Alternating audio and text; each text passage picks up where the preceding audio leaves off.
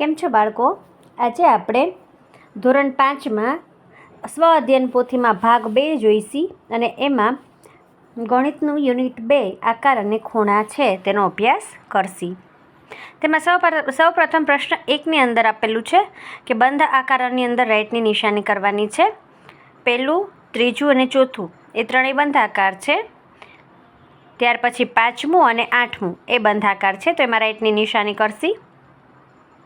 ત્યાર પછીનું પેજ જોઈ લઈએ. બંધ આકૃતિના બધા ખૂણા સરખા હોય તેમાં તમારે મનપસંદ રંગ પૂરવાનો છે. તેમાં પહેલું, ચોથું, 5મું અને 9મું મેં પેન્સિલથી કરેલું છે. તમે તમારો મનપસંદ રંગ પૂરી શકો છો. નીચેની આકૃતિમાં ખૂણાની સંખ્યા જણાવો.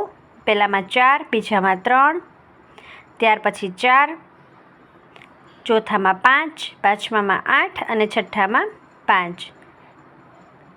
ત્યાર પછીનો પ્રશ્ન છે, આકૃતિ પરથી પ્રશ્નોના જવાબ આપવાના છે, જે આ પ્રમાણે છે.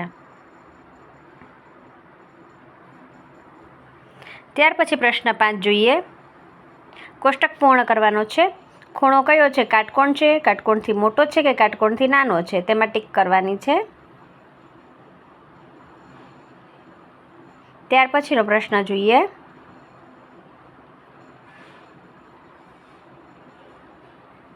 તમારા અંગ્રેજી નામના શબ્દમાં છુપાયેલા ખૂણાની કુલ સંખ્યા અને કોષ્ટક પૂર્ણ કરો. નામ છે રામ, કુલ ખૂણા 13, કાટકોણ 4, કાટકોણથી નાના 7 અને કાટકોણથી મોટા 2.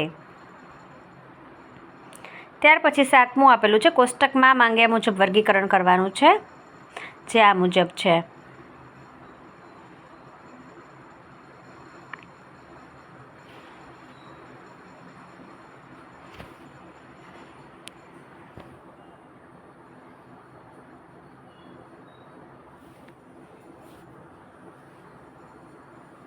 દસ, 11 અને 12 તમે બીજા કોઈ પણ આલ્ફાબેટ લઈ શકો છો.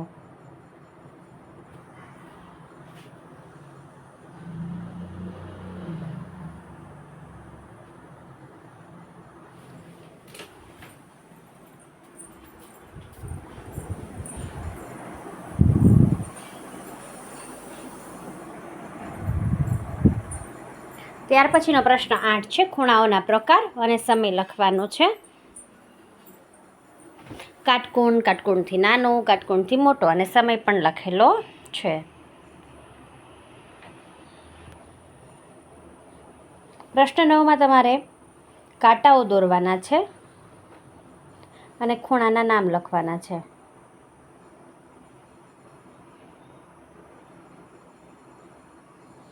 અહીં પ્રશ્ન 10 આપેલો છે. ખૂણાના પ્રકાર, સમય અને ટાઈમ, જે કાંટાઓ છે ઘડિયાળમાં પણ દોરવાના છે.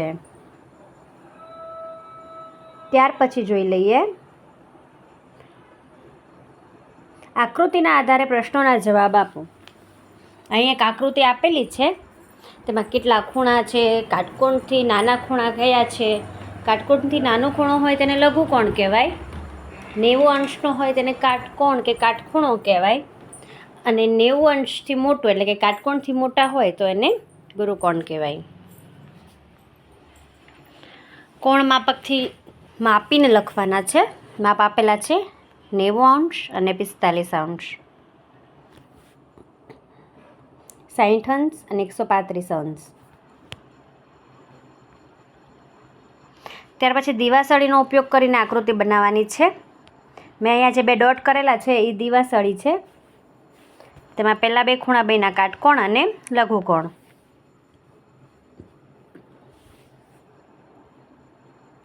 ત્યાર પછીના 2 ખૂણા છે ગુરુકોણ અને લઘુકોણ. 90 અંશથી નાનો દોરો એટલે લઘુકોણ, 90 અંશથી મોટો હોય તે ગુરુકોણ.